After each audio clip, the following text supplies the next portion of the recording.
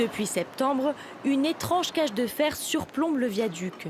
Une innovation mobile et surtout amovible qui permet au train de circuler, mais seulement avant 9h30 et après 14h30, lorsque la plateforme est enlevée. C'est une plateforme de travail qu'on a conçue, donc c'est métallique et ça permet en fait de chaque côté d'avoir une plateforme de 8,50 m de long de chaque côté pour travailler tous les jours sur notre chantier SNCF.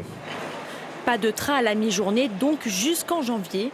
Début 2026, c'est l'autoroute A8 qui sera en partie fermée la nuit pour des raisons de sécurité.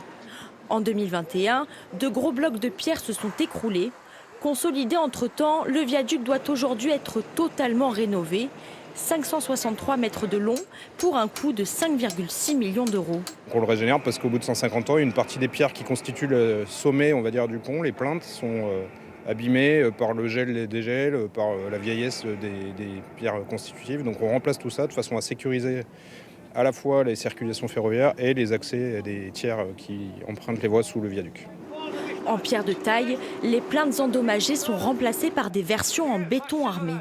Autre objectif, permettre au viaduc de retrouver sa physionomie d'antan, comme en 1876, pour ne pas dénaturer un édifice inscrit dans le paysage aixois.